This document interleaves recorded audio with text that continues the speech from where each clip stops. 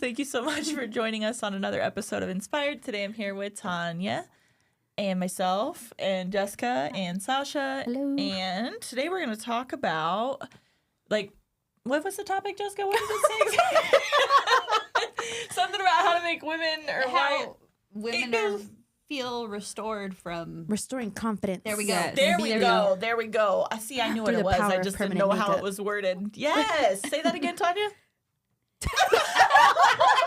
We're all like, the what? The power of permanent makeup? No. Oh no, restoring confidence and beauty through permanent makeup. Permanent makeup. See, that's why there's 4 of us, is so we can all get through this together. Right, and then all 4 of us are like, I know we have Red Bull. It's like, you think this would help us, like, get that's why I'm sweating. Probably. It's the Red Bull. It is the Red Bull. I can feel my wings. They're going to tune in this episode. They're like, they spent the whole time just laughing. Sorry, guys. all right. I'm sorry. What a great intro. So, yes, Tanya, do you want to tell them? So we were talking before this started recording. We were talking about a time that you had a client and you did her lips. Do you want to tell them a little bit backstory on that? Yes, so my client, I've actually done 2 so far that I would consider restorative. One was a dog bite. And the second was she had lip cancer, but that one is the one that sticks out the most to me. And I didn't even realize it was like a restorative thing. To me, it was like, oh, I'm just tattooing these lips. But so she was outside a lot. She grew up in California, so she was always on the beach and golfing. She plays tennis, so she's outside all the time. And she says she never wore sunscreen ever her whole life. And when she was about like in her mid-50s, she developed lip cancer, and they removed chunks of her lips, like all like they just it didn't look pretty. But her surgeons did a really, really amazing, phenomenal job, and they did bring back a lot of life to her lips, but they were still missing like the life of like the color and the Like maybe the shape, like the prettiness, like just the poutiness. And so basically so she had surgery twice, and then she came to me to get kind of the color back and the fullness and the definition, shape, just everything. And I didn't realize it was like a restorative thing, but once I started getting in there, I was like, holy crap, I'm kind of like redoing these lips. And it was very cool. We did an initial session, which was to kind of give that outline. And then the second session was more of the color, and she loves it. We were so happy with it. She texts me all the time. And she, at first, after she got it done, she said she was still kind of not self-conscious about it, but she kind of didn't want to tell people what she had done. She just wanted it just to feel natural, because she did feel very natural. She said it didn't feel like she got tattooed or anything. But she said like she wasn't really telling people what she got done, because she kind of wanted to just keep that for herself. But then on the second time around, when we really put more color in there, that's when she like completely fell in love. And she told me that she was giving her cards to like her dentist, that she went like her realtor, that she was going out of her way now to tell people what she got done.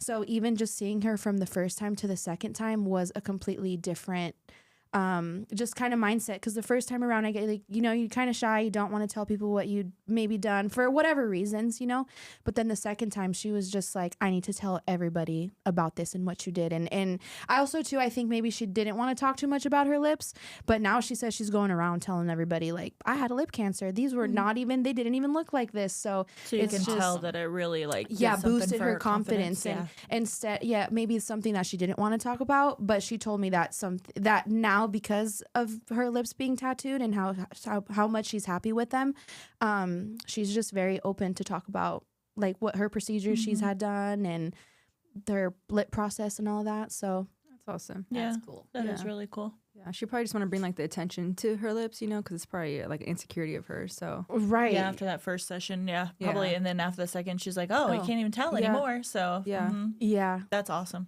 Is it hard, like tattooing areas that have, injury to it? When I started once I tattooed her lips, it was fine. I didn't feel much of a difference on the skin texture. Well, a little bit. It was kind of like leathery. I don't know how to explain it, but it's kind of like it it just wasn't gliding as the rest of the lip, but it wasn't too much of a difference. But I did see the difference once the lips oxidized a bit.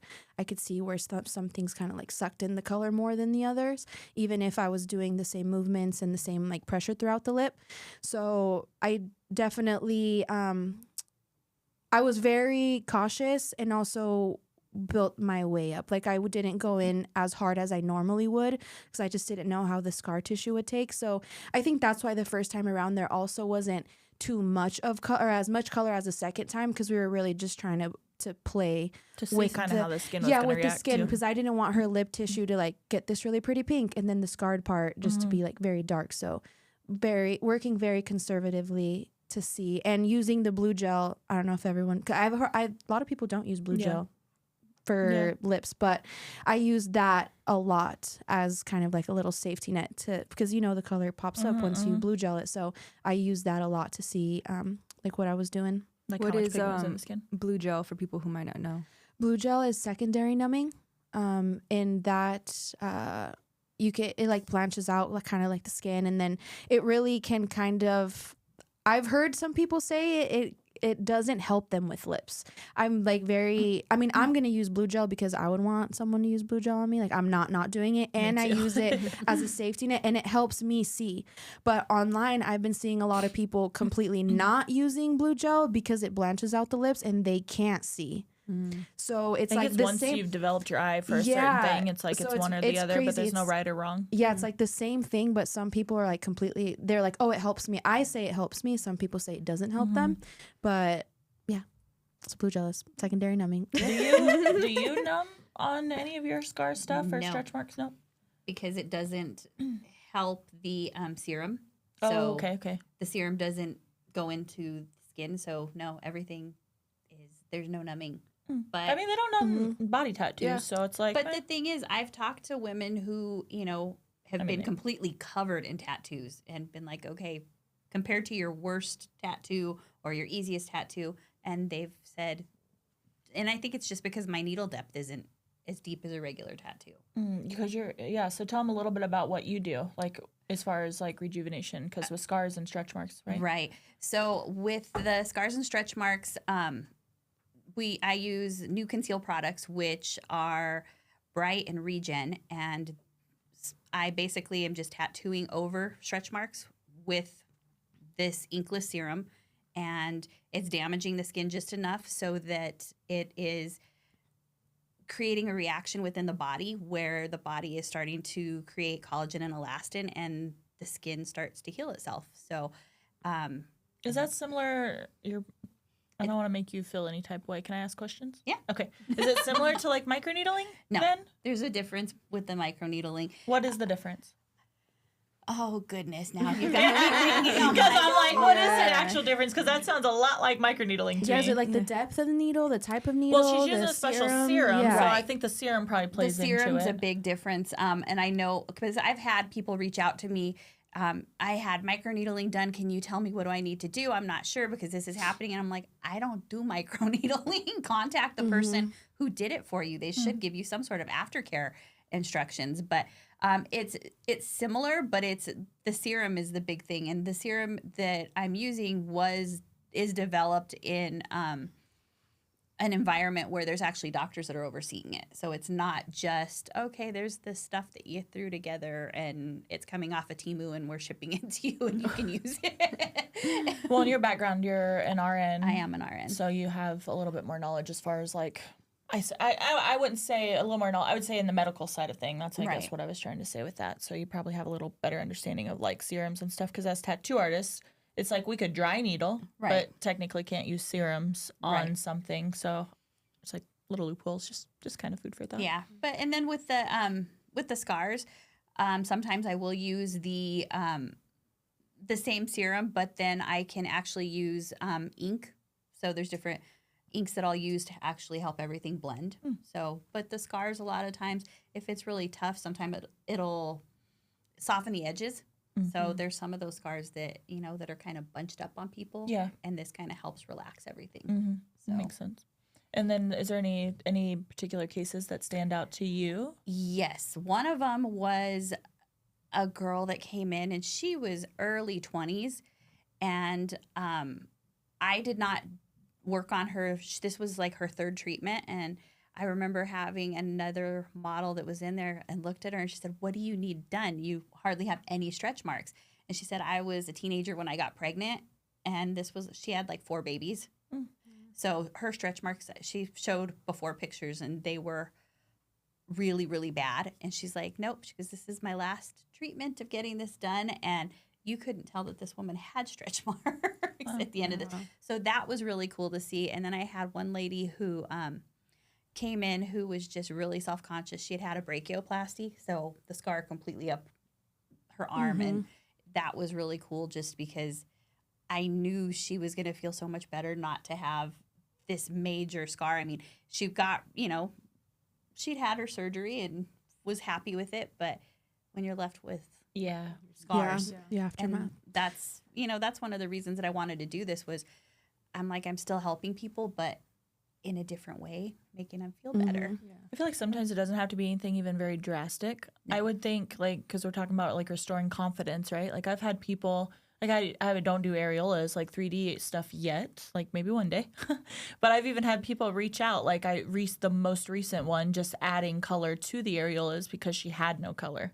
Like she literally just felt like it was just all nipple. And she's right, to be 100% honest, it was all flesh tone. She did not have any areolas. So we just simply added color to her areolas, and then that made her feel so much better. Yeah. Like she was so excited her husband was away. Like it was a surprise for him. Yeah. It was a surprise for him, and they were heart-shaped too, actually. Yeah, that's so cool. But I made them so natural. Like I'm telling you, like TMI, but I barely have any color on my areolas. They're almost flesh tone. So she didn't even have that. Okay. And it was like, so I was able to do whatever, like literally blank canvas. We could have done any color, anything, because there was like barely, not even definition. I was like, wow, like I really could see, like you just feel like you need some color there. But yeah, she said she was going to get him touched up, but of course he comes. So long story short, he was away, and I think he's in the military or something, and he was coming back. And they were going to try for a baby. Okay. So, but he always said, she said, like, when they very first met, he mentioned that he said that this girl, like, he saw his photo online and it was so hot that this girl had, like, heart-shaped areolas. And that always stuck with her, like, and they've been together now 20 years or something. Yeah. She's like, so I'm going to surprise him with that when he comes back. That's cool. And then, so she had a touch-up booked, but she canceled the touch-up because she's like, nope, he loves them just how they are, just how much color's in there now. But she was thinking she wanted them more bold, but, Well, when she has a baby, too. You're welcome. Yeah. There's right. Still darken. I thought, back to the scar stuff, or at what point in the scar age, or like, because I know sometimes like we couldn't do if they were like a certain color, or definitely don't work on keloids. That's like a big no because you're just, if somebody's going to keloid and you're going to damage the skin, I'm just going to make a bigger keloid on them. So I always make sure that they're not prone to keloid. But I try to make sure that the scar is at least flat, and it's not a raised scar where it's, you just had that happen. Got you. So it's still, you have to wait just a little bit. Yeah, just wait till at least the scar start, and everybody's body heals different. So as long as the scar's not raised anymore and it's flat and it looks like, okay, it's healed over, usually pretty good. But like I said, it's kind of dependent on how everybody's healed. Like I said, the only thing is I've had people reach out to me and they're like, I've got this really big keloid. Can you help me? And I'm like, nope, because all that's going to do is make it even worse. So it makes a difference. So yeah, permanent makeup isn't just for beauty, right? It's for confidence too. Absolutely. And I think that I think that was one thing that really hooked me on doing what I'm doing is the fact that everybody has something that they're self-conscious about. So I know tons of moms, like I said, that have stretch marks, or, oh my gosh, I had this surgery and I had, a tummy tuck, or I had even a C-section, and nobody sees that, but they're still self-conscious about it. So with that type of stuff, do you have to worry about sun exposure after it's done? Yeah, they need to avoid being in the sun. So now's a great time for people to come. So book now. Now before summer comes, because you don't want to be in the sun like during the summertime. And if they get tan, do you see it? Like if you did use ink into the scar, do you see the difference if they get more tan? Yeah, with the ink. So with using the inkless with the stretch marks, you usually can't see a big difference if they're going and tanning afterwards. So Cool. Interesting. I'm just here for sport. One thing about the stories. areolas you did. The what? The areolas you did. Did you numb them? Did I numb them? I did. Yeah. I did. I numbed them for the same fact I could see the light spots. It like when I stretched it out because So you did like secondary or topical and secondary? Yeah, I did. So then when I stretched it out, I could see, I mean, because it puckers up when you're tattooing it. So when I stretched it out, I could see like lighter patches. Similar, just literally the same as if I would on a I'm lip. like, I have so many questions. Did you sketch them out when I they did. were hard? The nipple was hard or not? Oh, I think it's cold. Yeah. Yes, the nipples were Yes, hard. Now here comes all the area cold. She's like, Yeah. all right, I got 10 seconds. What are all the questions I have for areolas? Yes, the nipples got hard. The areola skin puckered up when you're tattooing it. So You do the design before or after? I did the design. When they so were like- when she took her shirt off, then I put the design on her. And then Gotcha. I got my first pass, like circle, very loose, circle, circle, circle, circle. And then, just blue gelled it. Did the same thing the other side, came back and loosey-goosey again. And it was so easy, Tanya. So it was more but she didn't have like any surgeries or anything. No. This was more, gotcha. Yeah. But But I mean, that's still. well, and even Taryn said they can sometimes be harder because they do have feeling and they do react like a real areola, a real nipple. Like they Right. do react. So, which I haven't. Well, no. Have I done any with like scar real bad? I don't think so. Not yet. You didn't do one that had like the little I scars can't down? remember. I did with- one like a reshape, but Yeah. that wasn't like a full like no. She had like a boob job, but it was like underneath, so that scarring didn't really This affect. one's your next anything. one. I know. Actually, it's on the schedule sometime. Is it? Yeah, the it's other big. thing She to wants a big heart. throw in there though is I have another guy that does the new conceal, and he actually had somebody come to him, and he's able to do the nipples, so he did. The person actually asked if they could get it look like a piercing. Oh yeah, I've seen that. So he ended up that's cool. tattooing it, Yep.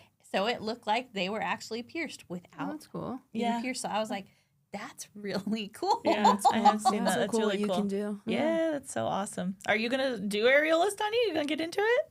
I'm down. Yeah. Well, I'll let you know what that date is for because Okay. she's real cool. I think Taryn's gonna come sit with us too. Like she's really, really chill. It's that girl that comes in from California. Oh, I did her okay. lips. Yeah. And then she, so we'll When we see. had to reschedule recently. Uh-huh. Yeah. Oh yeah. Because she was sick, and then I was leaving town, and All right. Okay, guys. Well, thank you so much for joining us on this episode. Hopefully, you guys found something beneficial in that. And Tanya, Don't forget to like, comment, share, subscribe. cool.